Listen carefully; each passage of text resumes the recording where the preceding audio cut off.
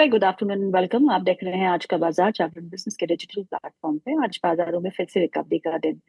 अम, हम देख रहे हैं ऑल्टरनेट डे में रिकवरी आती है, अगर दिन फिजल आउट हो जाती है। कल की भारी बिकवाली, I mean Nifty was of 3%, Sensex was of 3%। आप कोई भी इंडेक्स उठाकर देखें तो call it was butchered mercilessly. लेकिन आज फिर से हम देख रहे हैं कि निफ्टी में 1% का इजाफा है, सेंसेक्स भी 1% पॉजिटिव में है। बैंक निफ्टी में भी एक अच्छी रिकवरी देखने को मिल रही है and metals are shining in today's markets. Metal में काफी अच्छा एक इजाफा देखने को मिल रहा है। Pharma, I mean all the sectoral indices are seeing some bit of green. एक ही है फाइनेंशियल सर्विसेज का इंडेक्स जहां पे अभी भी दबाव देखने को मिल रहा है, और रियलिटी में थोड़ा बहुत दबाव है, लेकिन all other indices are green. It's just a bounce back. I don't know कि आगे ये सस्टेन करेगा या नहीं। It remains a big question to be asked. बयान पे बयान चल रहे हैं, वॉर में कोई uh, थमा नहीं है एंड द एस्केलेशन इज ज्यादा ही दिन में हो रही है। क्रूड की सप्लाईज को लेके, गैस की सप्लाईज को लेके इश्यूज बने हुए हैं। हालांकि हम उससे उबरने की कोशिश तो कर रहे हैं, हमारे टैंकर्स स्ट्रेट ऑफ हार्मोज से कुछ गुजर रहे हैं, बट कितना हम उसका फायदा उठा सकते हैं वो है हमारी। अगर इंडिया की क्रूड बास्केट की बात करें तो वो $145 के आसपास की है, which is again on a higher side, which can be damaging to our inflation, to our growth. इस सब पे हम बातचीत करेंगे। बहुत ही खास मेहमान हमारे साथ जुड़ चुके हैं बहुत दिनों के बाद, mister Amit Goyal, co founder and chief global strategist at page 360। Amit ji, आपका बहुत बहुत स्वागत है कार्यक्रम में and thank you so much for taking our time. Amit sir, धन्यवाद फॉलो गीता, टू कार्यक्रम में शामिल करने के लिए। Always a pleasure sir. A follow-up on the markets we've already seen panning out। अगर हम देखें तो निफ्टी 10 से 12% तो नीचे आ गया है पीक से।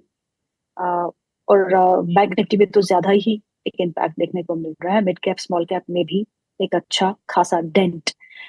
क्या all the worst news is in this price now? आप इन लेवल्स पे अब क्या कर रहे हैं? गीतू, आई थिंक देखिए, जो जियो पॉलिटिकल न्यूज़ है वो तो काफ़ी एडवर्स है। उसको हमें किसी भी तरीके से हम जो है आसानी से हम लोग उसको ब्रश असाइड नहीं कर सकते। We can not wish it away. Hmm. And I think अभी जो है वो ईरान वॉर इमीडिएटली अभी कोई ऑफ रैम्प नजर नहीं आ रहा है। लग रहा है कि अभी शायद कुछ हफ्ते और चलेगा। बट इस सब के बावजूद मुझे ऐसा लगता है कि कहीं ना कहीं मार्केट्स में जो वर्स्ट जो इम्पैक्ट था वो प्ले आउट हो चुका है। हम्म। क्रूड को जो ब्रेंट बेंचमार्क को जो $120 के करीब जाना था, इनफैक्ट हम्म। क्वाइट इंटरेस्टिंगली ब्रेंट 2 बार $120 के करीब गया है। करेक्ट। एक बार जो है वो पिछले हफ्ते मंडे को गया हम्म। ब्रेंट 120 के करीब, और वहां से घट के $82 रह गया था। और फिर हम्म। अब जो है वो बढ़ के 120 के करीब आया, और अभी फिर वहां से थोड़ा सा डाउन है। मुझे हम्म। लगता है कि जहां तक क्रूड है वो शायद टॉप आउट कर चुका है। इक्विटी हम्म। मार्केट्स कहीं ना कहीं बॉटम बनाने की कोशिश कर रहे हैं। मैं ये तो नहीं कहूंगा कि मार्केट्स यहाँ से कोई बहुत तेजी से बढ़ेंगे, मगर मुझे ऐसा लगता है कि एक बॉटमिंग आउट प्रोसेस चल रहा है। और हम्म। अगर हम 3 4 6 हफ्ते का भी अगर हम होराइजन ले पाए तो मुझे लगता है कि इक्विटीज में बाउंस बैक बनेगा, जो कि ओके। शायद अप्रैल एंड या मई तक बाउंस बैक बनेगा। और मुझे लगता है तब तक वॉर भी कहीं ना कहीं बहुत ही लो इंटेंसिटी पे आ जाएगा, या हो सकता है पूरा का पूरा वॉर खत्म भी हो जाए। So I am an optimist Geetu. मुझे लगता है कि ये वॉर जो है वो मैक्सिमम 2 3 हफ्ते में it will become a non issue. और मुझे हम्म। लगता है कि मार्केट्स में वर्स्ट जो है वो प्ले आउट हो चुका है। और हम्म। अगर कोई 2 3 महीने का भी अगर होराइजन लेगा तो उसको यहां से अच्छे गेन्स मिल सकते हैं गीतू। हम्म। अमित सर, ये बताइएगा, क्योंकि अभी तो हम सिर्फ क्रूड को ही देख रहे हैं, हम क्रूड के प्राइस देख रहे हैं, गैस के प्राइसेस देख के चिंतित हो रहे हैं, पर इसका फॉल आउट इम्पैक्ट हर एक सेक्टर पे देखने को मिलेगा जो अभी तक हमने एनालाइज नहीं किया है। जैसे कि आपसे बात अभी हो रही थी कि फर्टिलाइजर और केमिकल ऐसा सेक्टर हो सकता है जिसपे काफी दिक्कतें आ सकती है। सो ऐसे ही कुछ सेक्टर्स जो आपने जिनको आप अभी पढ़ रहे हैं या एनालाइज कर रहे हैं, जिनको आपको लगता है कि आगे दिक्कतें आ सकती हैं? एब्सोल्युटली गीतू। क्या होता है गीतू कि जब आप एक अर्बन सेटिंग में जब आप रह रहे होते हैं तो ऑयल और गैस का जो इम्पैक्ट है वो आपको इमीडिएटली दिखता है। आपको दिखता है कि भाई क्रूड ऑयल बढ़ गया। चलिए इंडिया में तो पेट्रोल डीजल के दाम नहीं बढ़े हैं बिकॉज गवर्नमेंट ने उसको नहीं बढ़ने दिए हैं, मगर जी। जो है वर्ल्ड वाइड पेट्रोल डीजल के दाम बढ़ गए हैं। तो हम्म। क्रूड ऑयल और गैस का इम्पैक्ट इमीडिएटली दिखता है। इंडिया में ऑफ कोर्स गैस की वजह से बहुत सफरिंग हो रही है, ये तो हम सब लोग जानते हैं। जी।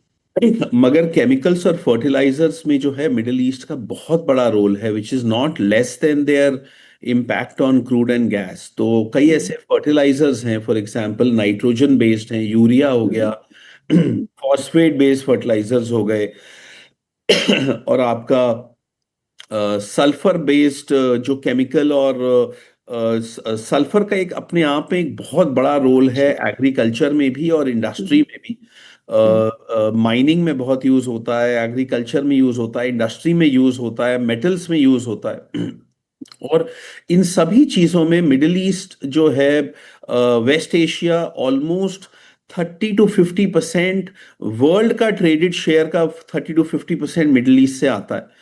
और इंडिया वहां पे उसके ऊपर बहुत ही ज्यादा डिपेंडेंट है बिकॉज एक सप्लाई लाइन बनी हुई है बहुत सालों से, डेकेड से। तो वो सप्लाई लाइन चलती आ रही है और जी। वहां पे बहुत बड़ा प्रॉब्लम है बिकॉज देखिए ऑयल और गैस की प्रॉब्लम जो है वो तभी तक है जब तक कि उनके दाम बढ़े हुए हैं। मगर राइट।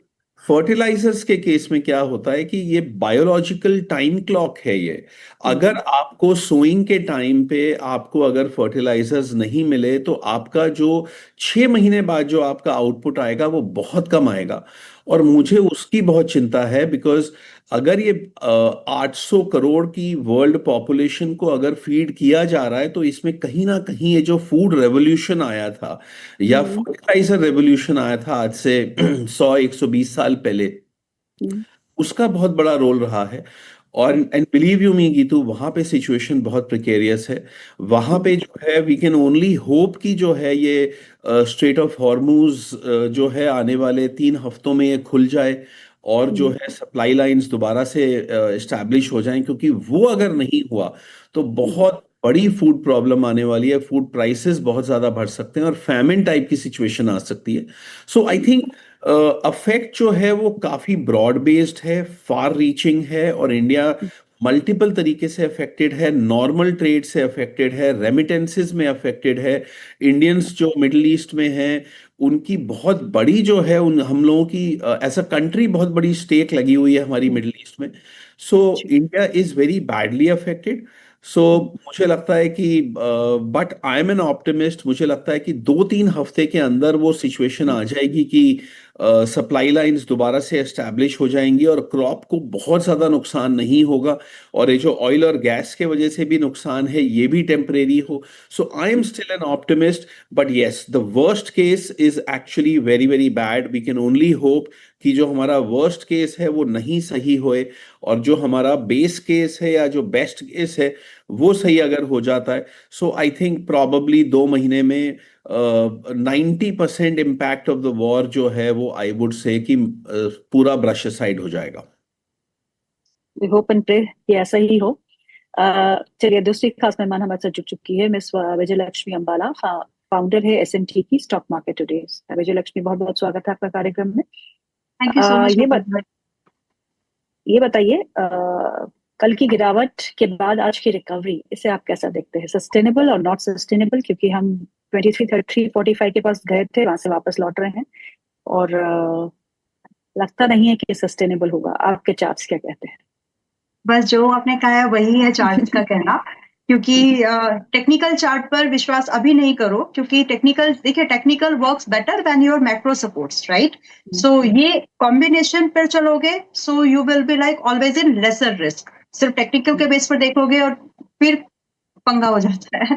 तो फिलहाल के जो मैक्रो फैक्टर है वो सपोर्टिव नहीं है। 2 3 major things I could share. पहले तो टेक्निकल बाय मत करो, पहले कभी हो सकता है कि लोग उसको बाय करके बैठ जाए। अब नाउ बाय। करेंसी डिक्लाइनिंग है 94 मार्च में। मतलब मुझे वापस याद आ रहा है, अभी शायद आपके साथ भी बात हुई थी, नवंबर दिसंबर में इट वाज एट 90 89। तो उस समय सब लोग बोल रहे थे कि ईज आउट हो जाएगा, 84 आएगा। हाँ, and I was the only one कि मार्च अप्रैल आते आते पहले तो आपको मार्च तक 92 दिख जाएगा, फिर हो सकता है कि मार्च अप्रैल में ही, उस समय वॉर नहीं थी। ये चीज हमको, मैं उस रेफरेंस से जरूर देना चाहती हूँ, क्योंकि इंडस्ट्री की सारी सिचुएशन वैसी दिख रही थी। अब तो वॉर है, तो 94 मार्च अप्रैल में आना है। कल परसों रिपोर्ट भी आई है कुछ लोगों की, कुछ कि इंडियन करेंसी 95 के ऊपर जा, मतलब ऑल टाइम लो 95 बन सकता है। तो हम तो 3-4 महीने से पहले इस बात को आप लोगों को इंडिकेट कर ही रहे थे, और इसी का एक बड़ा रीजन ये भी रहेगा आगे भी। मतलब जो हुआ पिछला वो तो सबको पता है, आगे भी ये कंटिन्यू होगा कि इंडियन आउट मार्केट से FIS विल कंटिन्यू आउटफ्लो। दूसरा, अभी हम वॉर पर हैं, हमेशा फ्राइडे को जो होता है कुछ ना कुछ न्यूज वीकेंड में एक्सपेक्टेड रहती है। So to be on safer side, अपने आप को लिमिट रखो, कोई डायरेक्शनल ट्रेड मत लीजिए। और पॉसिबिलिटीज है, निफ्टी 22,000 में देख रही हूँ, बैंक निफ्टी में 52,000 देख रही हूँ। 52,000 पर रुकेगा कि और गिरेगा, that I can't say, but मतलब डिपेंड करता है कि अगर मार्च तक किसी ने सीज फायर करा दी, कोई तो आ जाए बोल दे कि सीज फायर हो गई, अभी नो वॉर, मतलब ईद में भी नहीं, ईद के